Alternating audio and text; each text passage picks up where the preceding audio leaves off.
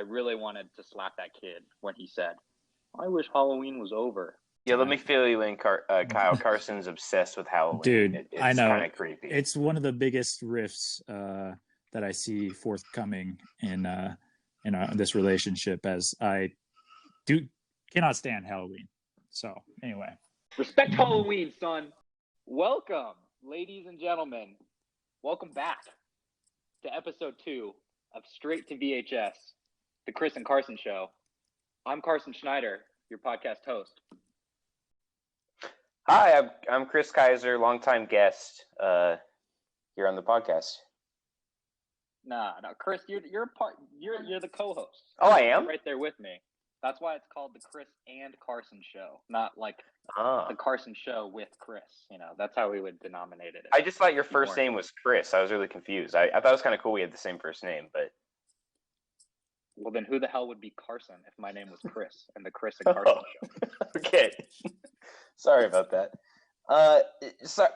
Sorry, I've got a little tickle in my throat. Do you mind, I know this is probably like the worst thing I could do at the start of a podcast, but do you mind if I just like take a quick 5 and get a little sip of water or something? Who's that manservant you hired? Send Jorge over with some water, please. The problem is Jorge got all of his fall externship hours that he needed for credit, so he just stopped showing up. He was an intern? What? That's a terrible idea for him. Internships, you should always go for paid internships. That's what a huge mistake, Jorge. Jorge, if you're listening, because I know you are, that's a huge mistake doing an unpaid internship for a podcast with 1 episode, and you were in the opening episode as an unpaid intern. That was a terrible idea. He's not going to get great letters of rec from me. That's all I'm going to say. So, all right. So that doesn't really solve my problem. Are you going to send water over my way, or what's the I heard someone here was thirsty. What? How'd you get in my apartment? Who are you? Well, my name is Bangenberg, and I'm here to needs. No, I actually got water here. I'm okay. All right, I'll see myself out. Okay, goodbye. Shut my door, please. Goodbye, Carson. Who is this guy? What is happening? For the listener at home, that's our good friend, young Kyle, and he heard we were doing a podcast, and he wanted to bop around a little bit. So that's what I expect him to do. He'll bop in and out. Can we tell the truth here? Yeah, I don't consider him a good friend because here's the deal. This is for our listeners. This is a little inside baseball, okay?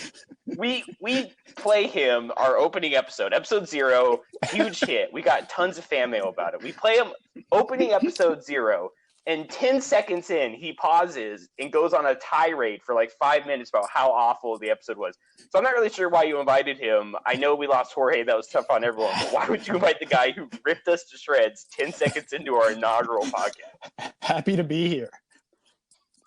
Look, frankly, Chris, I can't deny that story. That is exactly what happened. It's out of fear is the answer. It's out of fear. I don't want Kyle. You know, he's got a big social media following. And frankly, this podcast could be dead on arrival if he just took it upon himself to spite us all over the place. So I'm hoping to bring him on board. Maybe we can calm the waters a little bit. But we'll see. I don't know. I guess we'll have to talk to him on Xbox after the show and see how it goes. Oh, I have a PlayStation. I don't have an Xbox.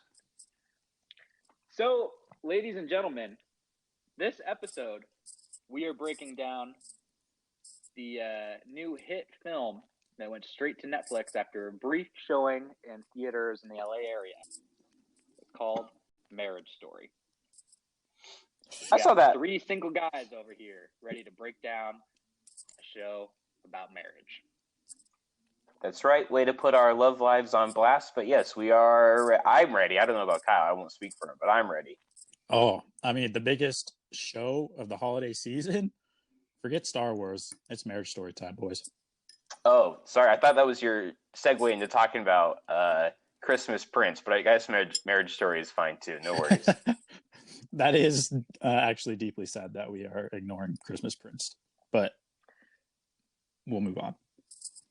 Maybe a future episode there. But in the meantime, I have to say, I didn't make it through the whole movie. I stopped about 35 seconds in after they were reading the love letters to one another. And that was just beautiful. I mean, it seems like a really strong, healthy marriage. And I take it that's how the rest of the film went? Well, sorry, before we go any further, I think we should clarify, is this a spoiler discussion for Marriage Story in case any of our listeners want to watch it for themselves?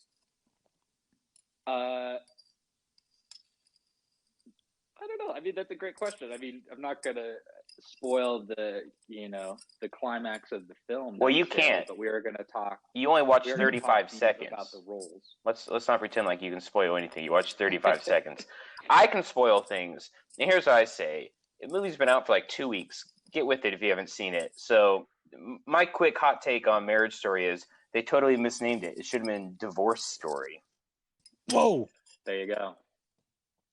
That's an original take. You never seen that one before, right, Kyle? First time I've heard it, truthfully. I think. You didn't listen to my warm-ups?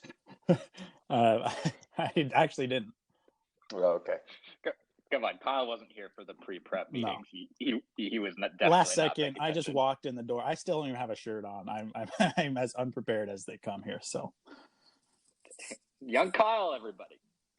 All right. Well, maybe for our listeners who don't know, Carson, Kyle, maybe I don't know if he watched the film or not, but just give us a quick breakdown of Marriage Story. Okay, so this movie starts at, frankly, the beginning of the end of this marriage between two characters. You have Charlie Barber, played by Adam Driver. He is a stage director in New York, and his wife, Nicole Barber, played by Scarlett Johansson, and she is an actor who did some television and some scandalous movies, and then eventually has come to be a big Broadway actor, mostly starring in her husband's plays. But like I said, this movie starts at the beginning of the end of their marriage, them sitting in couples counseling. And as I mentioned before in my joke about not watching the movie, it opens with them reading sort of letters to each other about things they love about the other person. And so you get them sort of reading these notes to each other in their heads about all these things they love about one another. But those don't end up getting read out loud because Scarlett Johansson objects, says she can't go through with it. They have a young son. His name is Henry. I don't think they ever say, but he's probably about 7 or 8. I think they say he's 8 years old. Yeah. Okay. And they live in New York to start, but that becomes a quick source of contention in their crumbling marriage. Nicole moves to LA with their son to work on a TV show. And soon after, she meets a ritzy LA divorce lawyer played by Laura Dern, and the divorce is off and running. Now, throughout the course of the movie, you watch this couple whose affection has irreparably soured, but who will nonetheless still love one another. As Nicole says, forever? Question mark. Chris, well, as long as he has shoes untied, I guess. Yeah. Here's my initial. Yeah. Wow. I'll just keep going. Here's my initial take on the film. I think, and this comes with a little asterisk because I have not seen every movie put out this year. The big one's Parasite, which I know people love. I'm sure I'll love it. Haven't seen it yet. But the movies I have seen, I think Marriage Story is my favorite movie of the year. Whoa. And the reason is, it's simple reason for me. It was capital A acting by, I don't know their names. I don't know their character names. Adam Driver, Scarlett Johansson. Doesn't really matter their characters. They just like totally dove into this role and it just carried the film. It was like a low energy film in terms of like set pieces and shot design and stuff. It was just like, let's turn the camera on these actors and see what they can do. And I totally fell in love with it. It was awesome. I think it was really well done. Kyle, did you have a chance to watch the movie? I resent the question as it is presented to me, but I did watch the film. I did that baseline operation, and I enjoyed it as well. And I think Chris really hit the nail on the head with that little short analysis he gave, and I enjoyed it.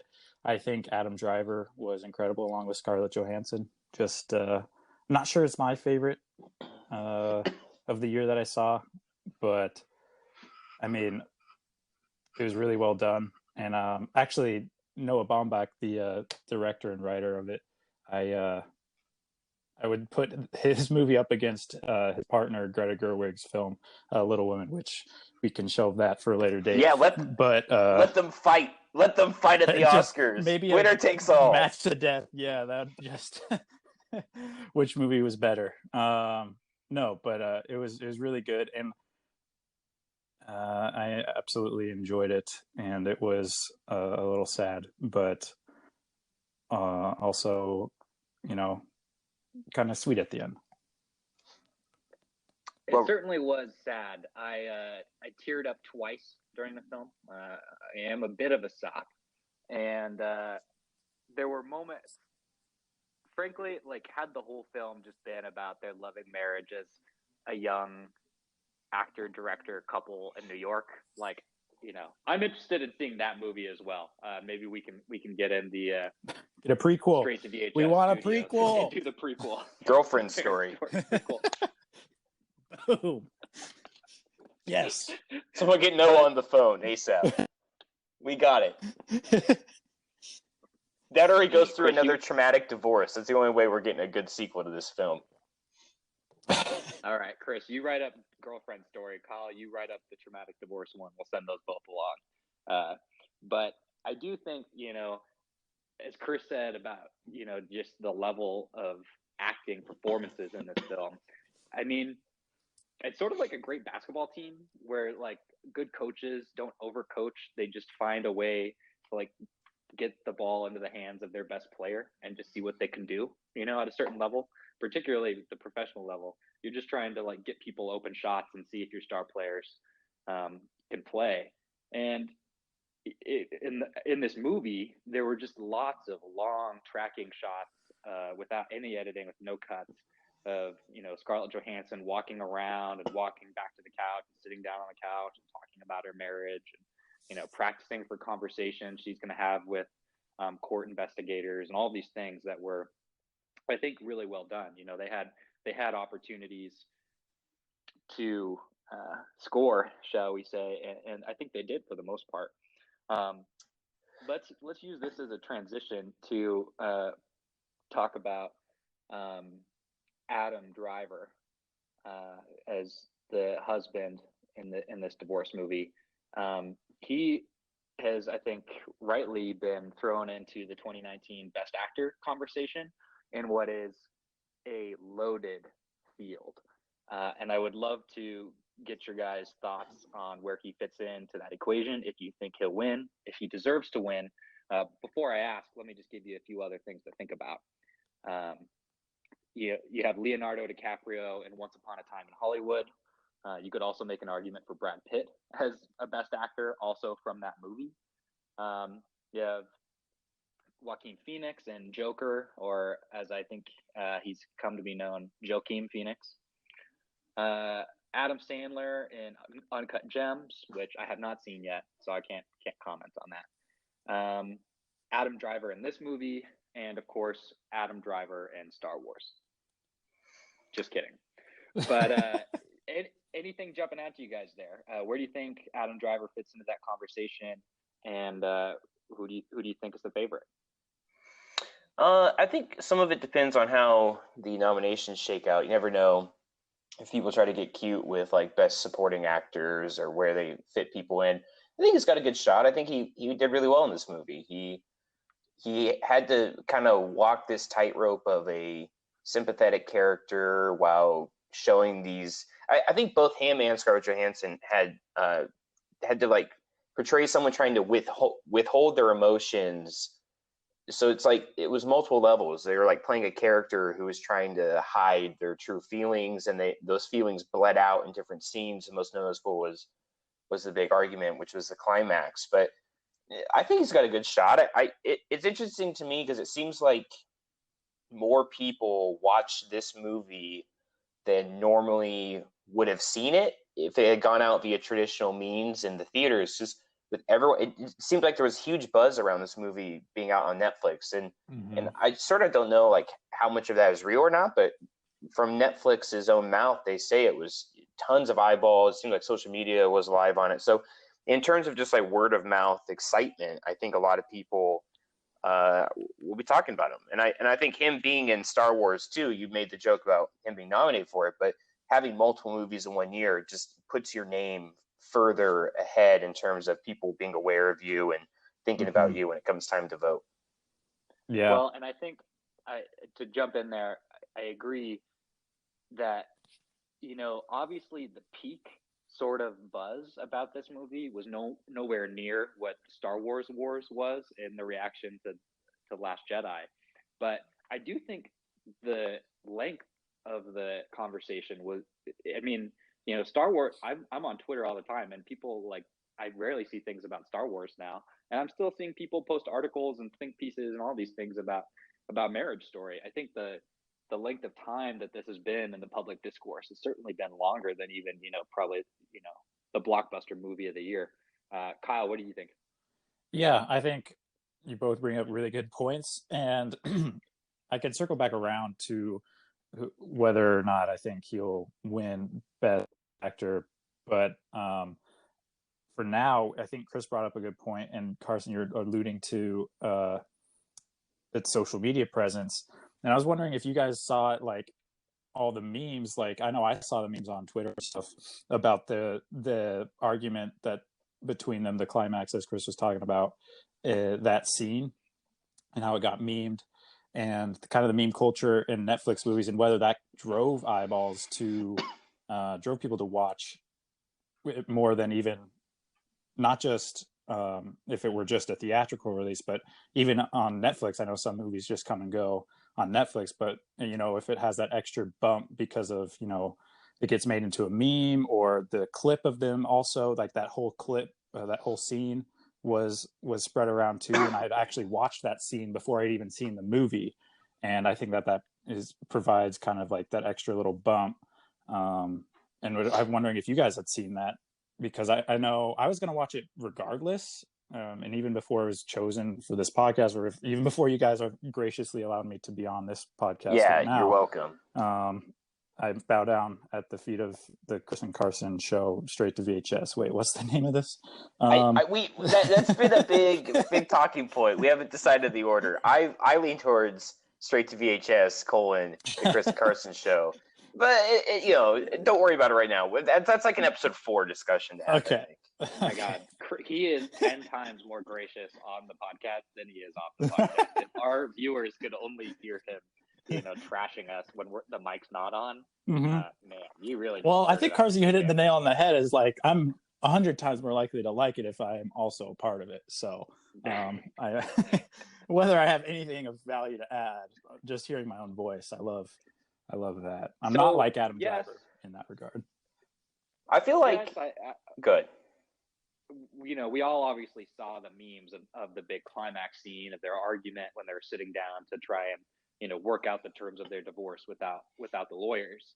I have to say, this is something that I think ultimately, I don't know if it's going to hurt his Best Actor chances, but the scene didn't quite work for me, just because I felt like a lot of the things were over the top, and frankly didn't strike me as super realistic. Like, I get that people can boil over and things can explode out, but one of the lines from Adam Driver to Scarlett Johansson was, "You're all of those bad things about all of those people I just listed." I think is like a literal quote from the film. And then he goes on to the whole, "I wish you were dead. I wake up every day and wish you were dead." And that's the big breaking point. And even that one felt a little just sort of, I don't know, contrived. Like it's almost like romance novels to a certain degree of the formulaicness of the fight. ScarJo had a couple moments like that too, where I just sort of said, okay, and rolled my eyes. I think you bring up a good point.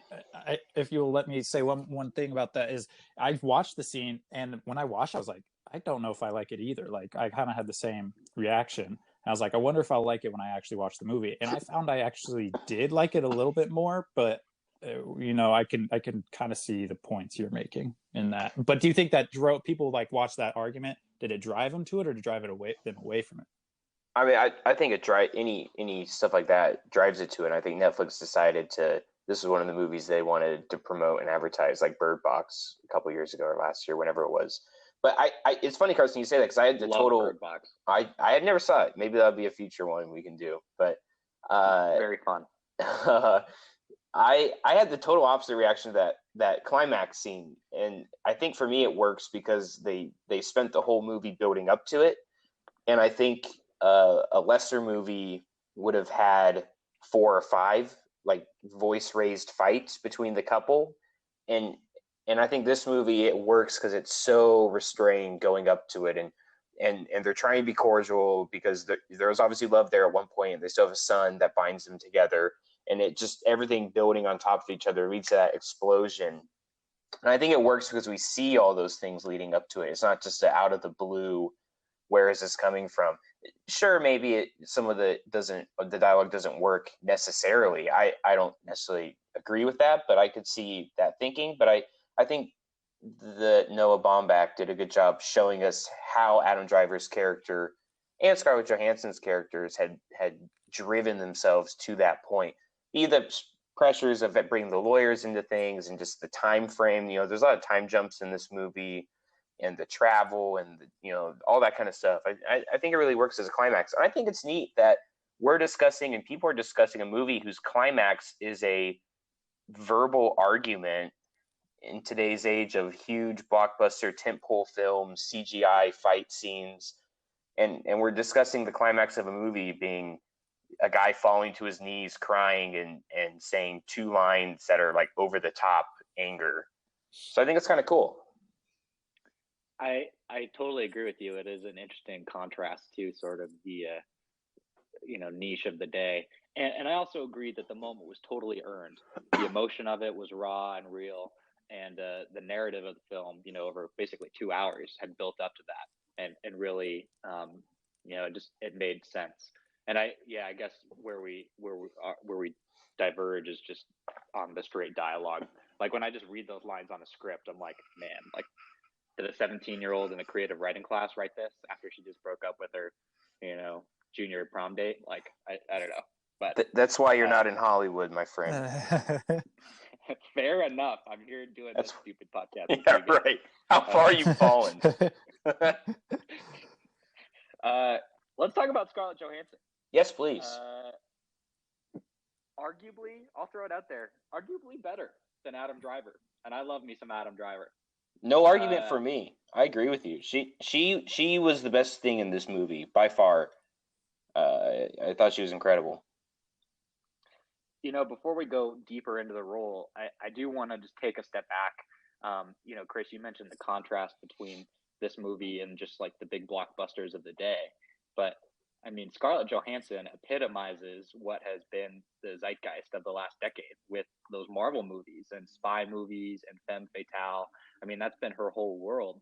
I mean, quickly, since 2010, her filmography has, I think, 7 Avengers movies in it. The biggest ones being, Avengers, and then Infinity War and Endgame.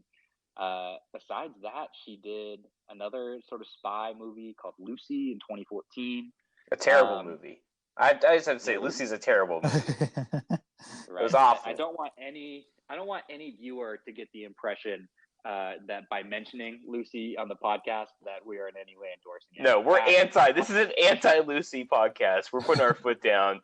That movie's reign of terror has gone on way too long. We're anti-Lucy. In post-production, just go ahead and edit this out. Yeah, we don't need any. Forget Lucy. All right. But you got it, boss. Also bears noting that Kyle's favorite movie was a ScarJo movie from 2010. We Bought a Zoo. I didn't know you're a zoo head, Kyle. Big time zoo head. Animals, love them. What more can I say? A lot, I think, and let's grind this podcast to a halt to let's give you that space. Kyle, please, as a huge zoo head myself, what's your favorite scene from We Bought a Zoo? Oh, I mean, why get bogged down in scenes when you just look at the movie as a whole, and it's just beginning to end, just magnificent, and the just the joy it spreads through the animals and the zoo is just magical. Really, I don't think we have to say much more because no, there's a lot more to say, I think, and we're gonna give this movie the respect it deserves. Okay. Remind me who's her co-star in that film? I can never remember his name. We Bought a Zoo. Well, that's Matt Damon, of course. Oh. No, I was talking about the gorilla character, but that's fine. Oh, Harambe? Yeah. It's a really dark ending to We Bought a Zoo. I couldn't believe they went there. I didn't see it coming. Yeah, it ends with the death of Harambe, and then you just see protesters in the background carrying Coney 2012 signs. Just a slow zoom in on Scarlett Johansson. She's shaking, just a single tear rolling down her eye. Now, very reminiscent of Marriage Story when that slow pan in Laura Dern's office. That, but her hands are covered in blood, gorilla blood, and she's just sitting there. I will say this: it's absolutely one of my favorite movies. But just like, is that actually how it ends? Like, I can't remember. No, of course not. Okay. Thank God. There's a credit scene. There's a post-credit scene. Oh, there's a stinger. Yeah, you had a stinger. Yeah. You had to buy the extended. We Bought a Zoo stinger. Will go down in history better than any of the Marvel ones. Yeah, they go over to Harambe's corpse and they shift it aside and discover a little baby gorilla. It's a really uplifting moment because he'll live on through his child. Good. It's why in this movie, ScarJo just wanted to get back to LA because wasn't that where the zoo was when We Bought a Zoo? No, he was really just trying to. I don't know, probably. Well, is there an expanded ScarJo universe where it's all connected? Besides it being in our hearts. So I'm going to just transition back to Marriage Story. Yeah, quit talking about We Bought a Zoo, Kyle. You're new here. You don't get to take over this podcast. What are you doing? Apologies. Stop. And where's my water? What's going on? So ScarJo did all of these spy movies. She did The Avengers. She did We Bought a Zoo. She also did Don John, which was that Joseph Gordon-Levitt one where he watched a lot of porn, so he couldn't love her. And besides that, I mean, that's really all she did in the last decade. And then she comes out with Marriage Story. Really interesting choice. You always wonder with selections like this if actors are trying to send a signal or trying to show, their range as a professional. It reminds me a little bit like Steve Carell leaving comedy for a time and getting into dramas with The Big Short. Anyway, she totally nailed it. We all applauding her performance here. What did you guys like in particular? Any favorite scenes? Yeah, I think I keep going back to that Laura Dern office scene where she has multiple monologues in this movie that I think she really owns. That one, and then the you mentioned it earlier when she's kind of practicing before the counselor or whatever shows up to her house. But those scenes where it kind of everything else fades away and you're just watching her face. And then just a lot of quiet moments, like her reaction shots are so good when Adam Driver's like doing his fathering stuff with the son, and she'll kind of like reading to their son, and she's kind of rolled over in bed, and just her face reacting to that, and the conclusion of the movie too, just him reading that note that she could not bring herself to read about him, everything she loved about him, just all of her reactions. When she was speaking, it was captivating. When she wasn't speaking, it was captivating. I think just every time she was on screen, it was a bright moment for the movie. In that last scene where she's looking over the shoulder, watching her ex and her son read the note that she had written, I think this is one of the staples of a great movie, is I didn't know what direction that was going to go. Like, there's a world in which she sees that and she like blows up at Adam Driver, like, where did you find this? Why are you reading this? Blah, blah, blah. Don't show that to our son. Those are our divorce papers, all of this stuff. And it wasn't, until a couple of seconds into her reaction where you got that touching sort of payoff from her reaction. I do want to point out one thing. Early on in the movie, I had to say I wasn't sure if I was going to think it was both a great movie and a great performance from her, So they're out at the bar with all of their friends from the acting troupe, the theater troupe, and they get up and leave early. And then they go back to the apartment. And when he leaves the apartment, they're already having marital difficulties at this point. Some really over the top sad music starts playing, and she starts crying, and she lays down on the bed and just sort of looks off beyond the camera, just crying into her pillow. That's sort of the opposite of that moment for me, Chris, that we've been talking about at the end of the movie that felt earned. At this point, I'm just like, okay, this feels over the top. I don't think ScarJo's a great crier in this moment. I don't know what exactly understand why she's crying. It just felt a little forced to me. I'm sort of opposite of you, and I think that scene works for me because they set it up earlier when he has the notes on her performance, and she begrudgingly lets him give his notes, and one of the notes was on stage he felt like she was forcing it, and she has a little throwaway line in that conversation where she says, like, well, I've never been able to cry on stage. And so they kind of set this up as like she has trouble crying. She can't cry on command. And I think it's interesting that very next moment she's in bed and just starts crying. And so I think that was kind of cool for me because they just do little things in this movie where they set up and they have little payoffs for you later on. I think it's also like, she's such a bedrock for their family. Cutting his hair, doing all these things, and there's later in the movie we see Adam Driver having to go to a barber to get his hair cut, and that's kind of been his lowest point. And then we come full circle at the end of the movie. She goes and ties his shoe, and so she's even though the marriage broke apart in such a terrible way, and for a stretch, she's back to being that kind of bedrock for him and the family. So I think this movie does a really good job of like planting these seeds and having really neat payoffs later on. Well, I do think that leads to sort of the next thing in the film that I wanted to talk about, which is just sort of how it deals with gender and the two roles, the wife and the husband, in this sort of divorce. And I guess I wanted to pose a question to you guys.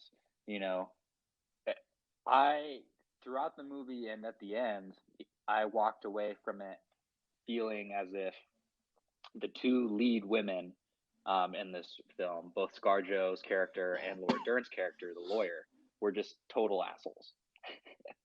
And I've been doing a lot of reflecting on that, thinking, is that a moment where I need to check my own biases of, just empathizing too much with the male character in the film? Or is the movie set up in a almost sexist way of portraying, the women in the divorce like that? So I'll just throw it out there. I have multiple answers to this question, but I'll let you guys respond first. Yeah, I know what you're saying. I found myself midway through the film being like, man, why is she bringing lawyers into this? Why is this happening? I think 2 points come out to me. One, Laura Dern sort of addresses this in the film when she has a nice monologue about women having to be these perfect mothers and having no faults, but men get all this leeway. And I think as viewers, we give Adam Driver leeway. Yeah. I mean, we find out, I sort of was totally on his side, and then you find out he cheated on her. So it's like things like that. There's other things that broke up the relationship too. And then also it's like, is some of that like Noah Baumbach's bias? I mean, this movie is written about his own divorce from Janet Lee, whatever. Jennifer Jason Lee. Yeah, thank you, Kyle. Wow, you're an eager keep. Kyle made a useful comment. Wow. Okay, now, hey, okay. Shirtless and all. Mark that one down. What's the timestamp on this? I think we're at like 2 hours. God, it feels like it. He's obviously a biased source because, I mean, Adam Driver is a genius director who's gotten awards and earned this grant for being the Genius Grant. Well, that's him. His ex, Noah Baumbach's ex actress, obviously. It's interesting, so there has to be some inherent bias to that. I don't think it bleeds through that much in the work. And it is interesting. He showed Kyle, cue in again. I forgot. What? The name. Jennifer Jason Lee. Yeah, thank you. Noah Baumbach showed her. He showed her the film. Like, who are you talking about? I don't listen when you speak. He showed her the film before this came out. I read, and she liked it. So, but I do think that has to play into it some. I mean, Adam Driver.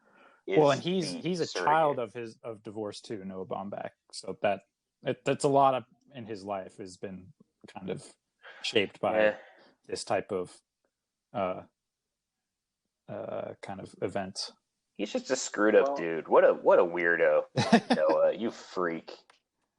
Yeah, this is the part of the podcast Chris is 1.5 glasses of wine deep, and the takes just start flying. No, I do. Again, you pointed out the fact that it's not till 40, 50 minutes into the film, I think, that you find out that part of the underlying riff is that she suspected infidelity on his part, and he actually was sleeping with someone else on their cast.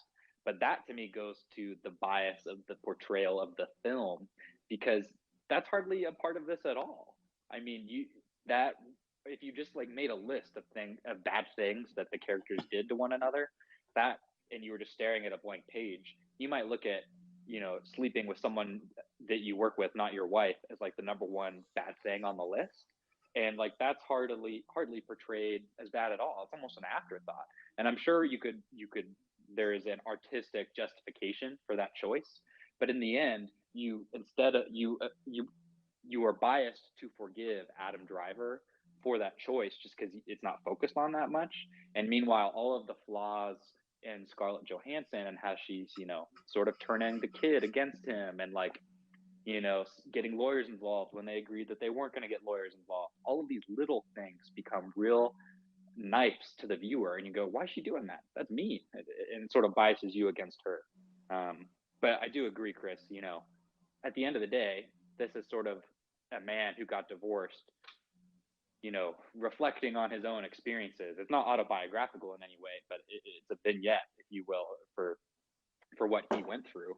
And I don't know if it's so much an argument against his own experience as it is an argument more generally that, like, this is why you need more female directors. This is why you need more female and diverse people in all sorts of roles, because the stories you get are just different, and have different twists. Not just a man, a genius director. Please don't forget. Right. Excuse me. He won the Genius MacArthur Award. Well, let's talk quickly about Laura Dern. Please. My hero. Do you need to Not a extrapolate on that? Or well, no? I mean, she... Big Baron Davis fan. We would all be so lucky to have been in Baron Davis's position. No, I like Laura Dern a lot, and I don't want to be weird about it. I just think she's very attractive, and yeah, I like her. I mean, yeah, that's inherently weird. What? So, I disagree. But this that's is a discussion for another time. I don't know if Carson told you. This is a PG podcast. Please. Oh, I have some non-PG stories I can tell later if you want. About Laura Dern? No! That's a big misunderstanding. Were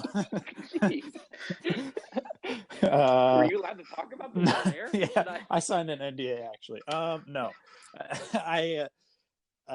No, let's just move on. How about that? Yeah, Kyle, bleep twice if you want me to swoop in and change the subject for you.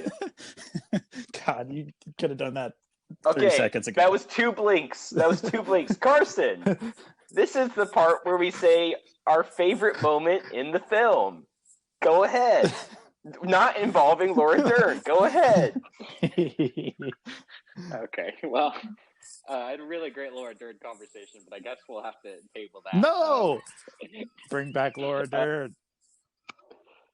I'll respond to your point first, Chris. My favorite moment in the film was at the end when he shows back up, Adam Driver shows back up at the LA house and meets up with her and her new partner and his son and the grandma, and I assumed it was Halloween. It looked like it was Halloween again. No? Yeah, it was. Yeah, so it's Halloween again, which just love that that's a motif throughout the movie. It's the best holiday there is.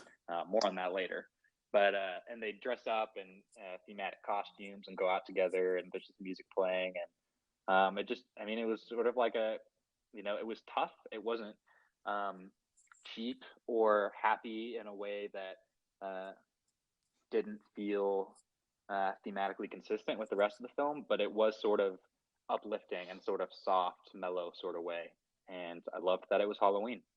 I like I like that scene. Just really fast before I get to my scene. What I also like about that scene at the end when he was gonna go with the rest of the family to some party or something, and she turns to Adam Driver and say, "Why don't you take him? He's tired." He says, "Are you sure? It's your time." It shows that they're willing to compromise, whereas before they're really rigid. Even though the kid was falling asleep, Adam Driver made the kid come back to his hotel room. She wouldn't let him go to New York a day early. So it was cool at the end there. I think another way the movie kind of quietly showed the relationship being repaired to a degree that you can be when you're divorced. But my favorite scene was just kind of a quick little thing. It's when he goes during the power outage to her new home in LA and helps her out, and there's that quick shot, and it stood out to me because most of this movie is very slow zooms, very static shots, just kind of shot reverse shot conversations. But this one, it's right when the wooden gate's closing between them, and Noah Baumbach and whoever the director of cinematography was, just is a quick rapid fire between the two of them, showing their reactions as this wooden wall closes between them. I thought it was really cool, and it really stood out to me just because it was so frenetic compared to the rest of the film. I gotta say that scene did not work for me. You're talking where they were closing the gate. Yeah, the gate closes in front of their faces. I was like, okay, come on. Like, did you go get like popcorn refill at the time? Maybe you missed it. It was quick. I did. I saw it. I just thought maybe the symbolism was a little too on the nose. I don't know. Wow. Well, you've always had bad taste. Right. Kyle, my friend, tell us your favorite Laura Dern scene. I think... From the movie, not another scene. Okay. Actually, my favorite scene, besides the Laura Dern's, but I really both like the movie, but can't agree on any of the scenes that you like, which I think is interesting, but that's a different topic. Walking in, I think I wrote down, so was it the mom who was talking about how she walked in on her husband getting a blowjob? Yeah. Was that the mom? That was grandma. Yeah, that was the grandma. G-Ma. I think I just loved the little line. I mean, I just thought it was funny. It was just a little comedic relief, and I'm a sucker for it. So, and she's like, and I always regretted getting so upset about it. Walking in on her husband getting a blowjob, I was like, that was just kind of funny. Didn't add a whole lot, but it was just funny. Kyle, wait, while you go get me water for a second, I gotta talk to Carson. Quick aside, Carson. Yeah. What? Who is this guy? That's a terrible scene to have your favorite scene be. What's going? Hey, Kyle. Ice would be great. Thanks. Come on, Carson. Bring back Jorge. This is terrible. I mean, I get it. You guys can opine about like all the nice shots and the way it was written and everything, and that's good, and that it was done very well and all that stuff. But it was funny. Like, there's some room for levity in life too. We are gonna have to adjust the PG rating on this thing. I mean, we've blown the roof off that. What? Yeah, we're screaming to PG-13 real fast. Yep, I think we're gonna slide by it into our territory if we're not careful. Boys, it's time for the next segment of the pod.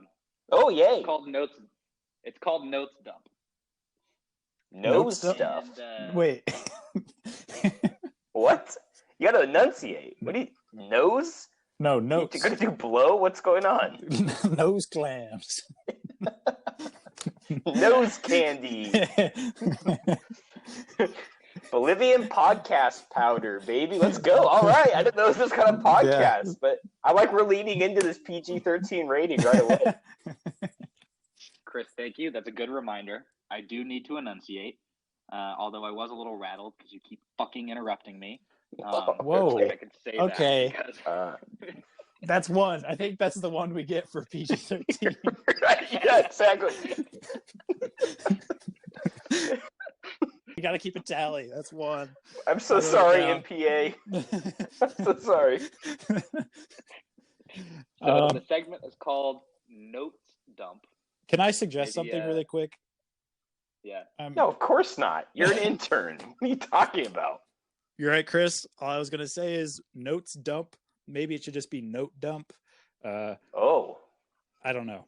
Take with that what you are. I have more than one note.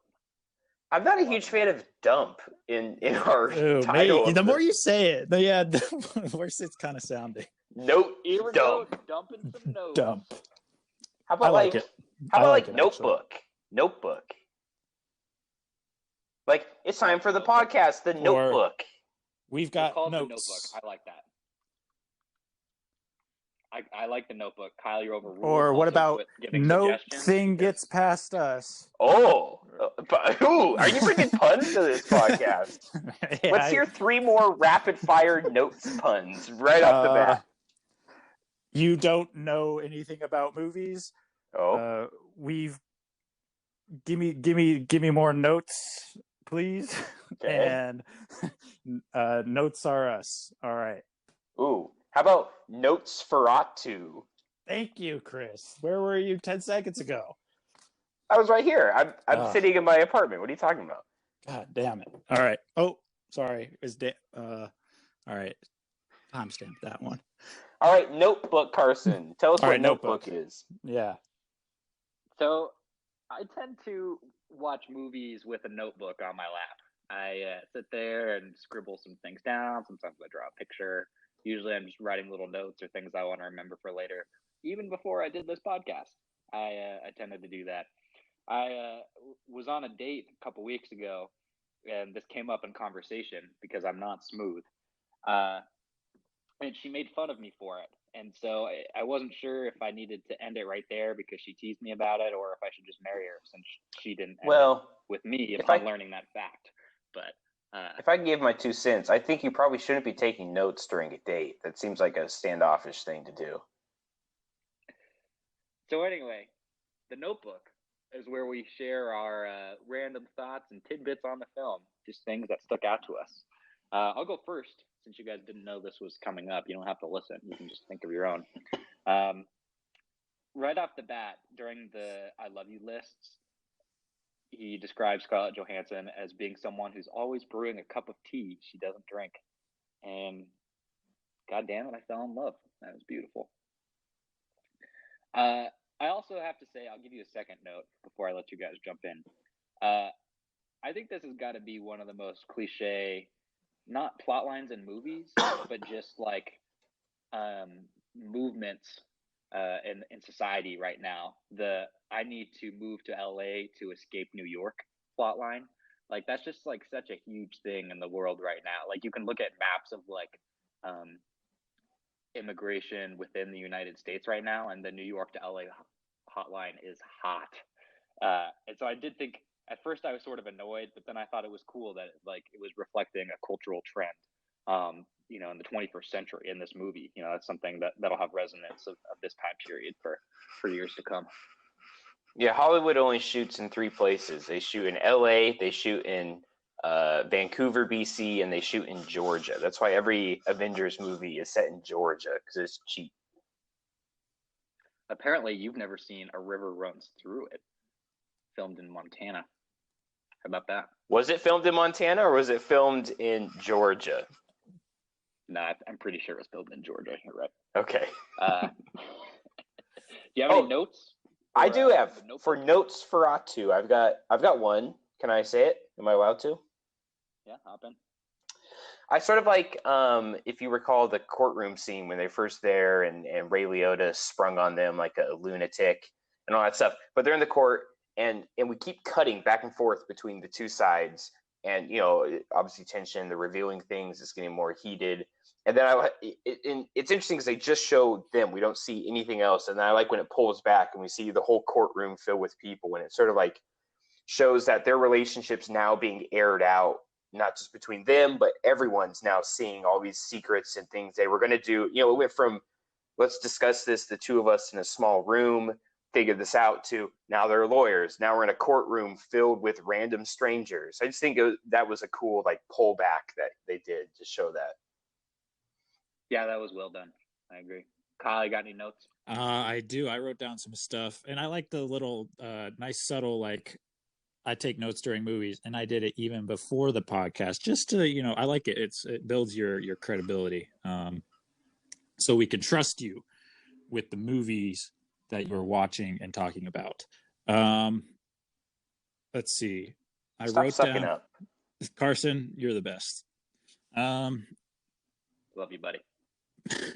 Let's see. I wrote You down. can't say that to an intern. What are you doing? It's a huge violation. It's all right. Carson's also the HR department, so he kind of has final say. Okay, got it. Good. I liked another line that was funny. Was the actor in his cast when he was back in New York was like, they all know he's going through divorce now, and he's like, what you're going through now is going to be horrible, but it will be over.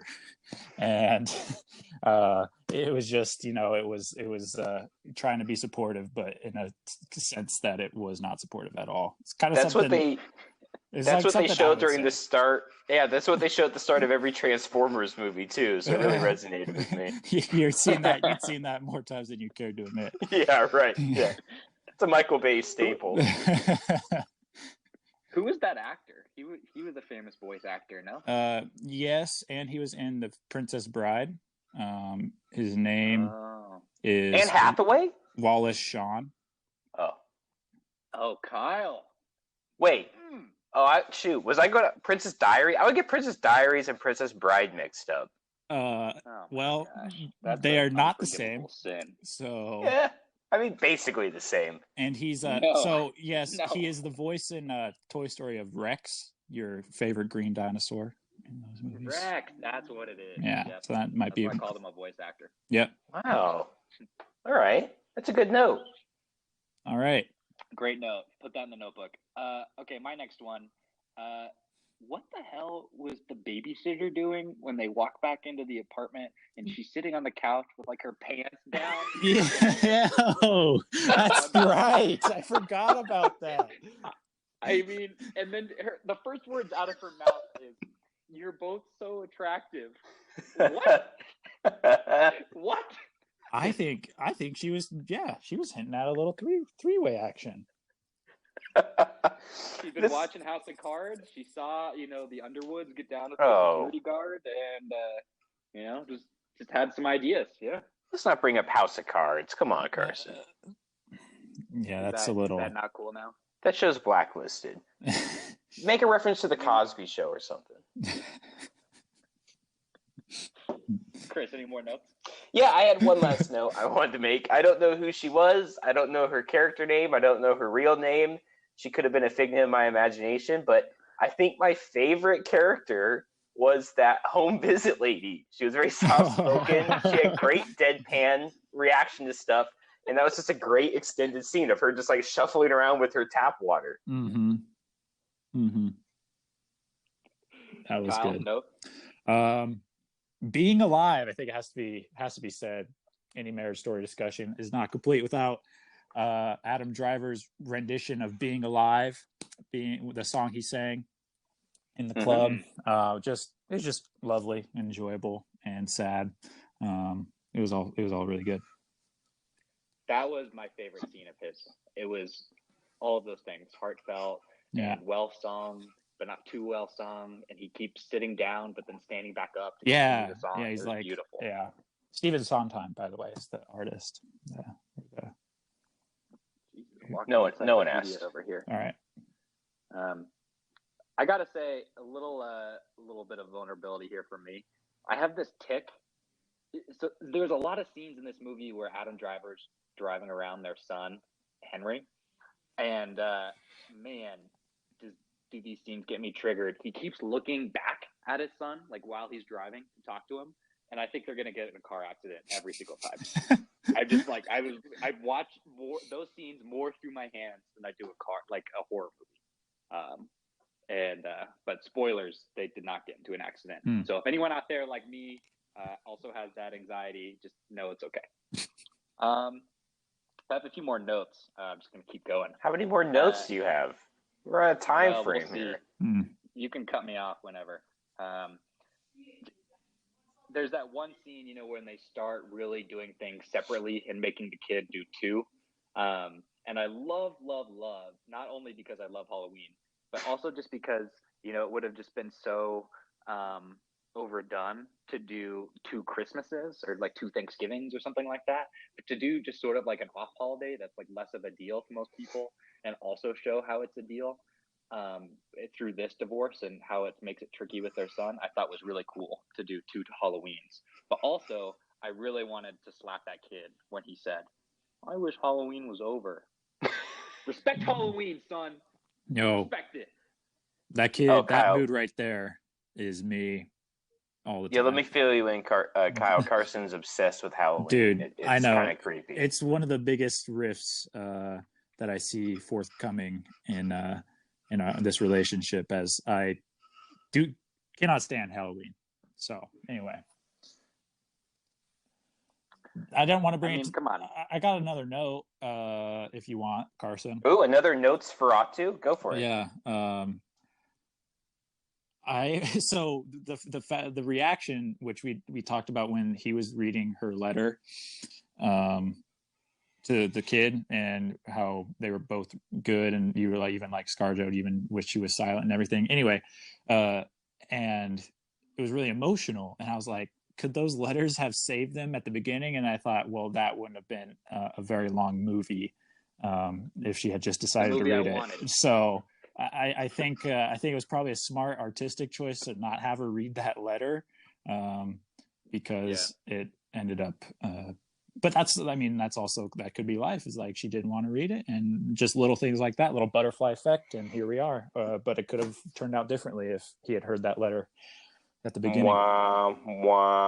Sorry, this is my notes for Atu. I'm receiving a note that I'd like to share. Kyle, one of your jobs, by the way, is doing cool sound effects. So just like give us a quick notes for Atu psychic sound, and then we'll cut it over my temporary placeholder. Sounds good. No, like Chris, right now, if you wouldn't mind. Do you know what Nosferatu? Chris, do you know what Nosferatu is? It's not like a robot.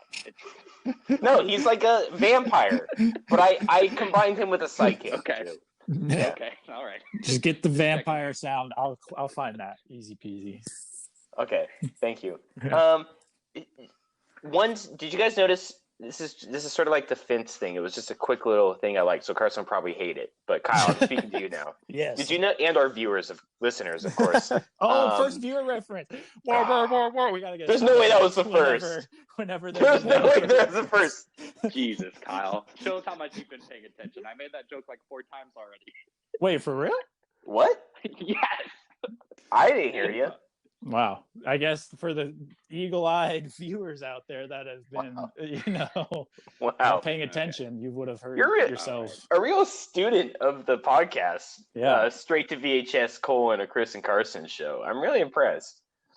Anyway, this is going to be something Carson hates, I'm sure, because he hates all good things. But one of my favorite transitions in this movie was Adam Driver out on the street after a phone call with Laura Dern, where he's like, "You need to get a lawyer." He's out on the street, busy New York street, and we see a plane kind of flying, and they transition from that shot to a plane flying, and to show him being back in LA. Just a quick little thing. I thought I'm a sucker for cool scene transitions, and that was really the only one that stood out to me in this movie. But it was a good one. I have to admit, my next note is that when ScarJo first hooks up with a guy after, midway through their divorce, who's not her husband, when she's hooking up with that guy, I asked my roommate if that was Justin Timberlake. And what? It was not. The guy, Justin Timberlake, did not make any appearances in Marriage Story. It was not him. Wow, I appreciate your vulnerability, because that is embarrassing. God, you could have kept that to yourself, but you decided to put it out there, and for that, he's wearing a beanie. We thank you. That's so bad. That's really bad, man. Baggy clothes and a beanie, and once they cut to the car and they're making out, then I was like, oh, it's obviously not him. But when he's just sitting there by the pool, I was like, oh, ba, ba, ba. I think it was this guy. I saw on the cast list an actor who I recognized. I think it was her eventual new boyfriend is from *Halt and Catch Fire*. He's one of the programmers from that show. So I like to give shout outs to good stuff, and *Halt and Catch Fire* is a great show. So a cool connection there. All right, boys. Any last thoughts? Yeah, actually, I feel like you got to do all these cool segments. I'd like to do a quick segment. Oh, wow. If you wouldn't mind. I would also like a segment. Well, maybe on our 100th episode, we'll give you a segment. Are you kidding me? No, I'm just kidding. I don't want a segment. Can I do it? Can I do my segment, Carson? Yeah, go for it. I have to admit, I just got a phone call and I can't. Goodbye. I think he cut out. Kyle, right. For this segment, what I need you to do is do just a quick little fun jingle, just really fast, just like a quick airy thing, really All quick to lead into it. All right, ready? Mm-hmm. Boo-doo-doo-doo, doo-doo-doo-doo, boo, boo-doo-doo, doo-doo-doo-doo, boo, boo, boo. Yeah, that was great. Maybe a little long, but that was really good. I didn't know where to end it. Sorry. No, Okay. that was fine. That was totally fine. Okay, I got in my head a little bit at the end. I did keep it going like 2 seconds too long. All right. I like the riff. So we can work on the name of this, but I like to call this segment Mailbag. Oh, did we get mail? We did get. Here's the thing, Kyle. You probably don't know because you haven't been around, but we've gotten a ton of fan mail. I set up a P.O. box at Carson's address. We've got Yes. so much fan mail. Oh my god. Should we give his address just so more mail could go there? Yeah, just stay tuned at the end. I'll give his personal address and all that information so you can send more fan mail. But so here's the exciting thing, Kyle. We got so much fan mail. There's no way I could read it all. We're talking like hundreds of letters and messages of support. But I'd like to just read one quick one if you wouldn't mind. Oh, please. This is sent in, they don't use real names in these letters. This is sent in by Thanos Population Control. I'm assuming that's not, I guess I'm assuming that's not his real name. Yeah.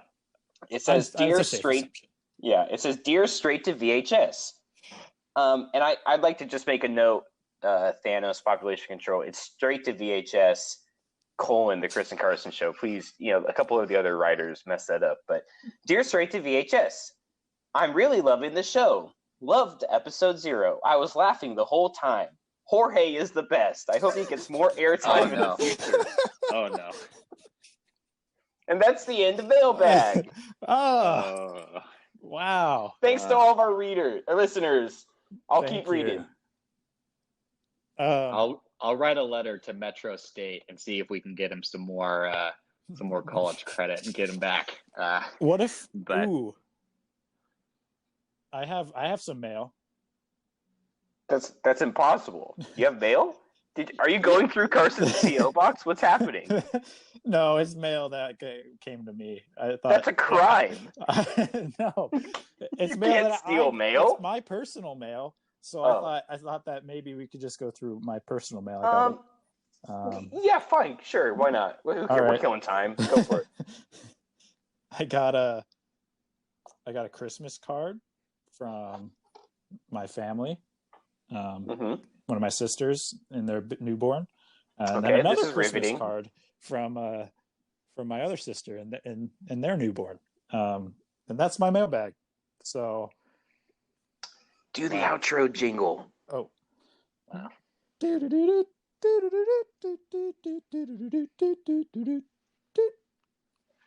And with that concludes this episode of Straight to VHS, the Chris and Carson Show. Make sure y'all out there don't get too much recycled air. It's dangerous for children. Have a good week. We'll see you next time.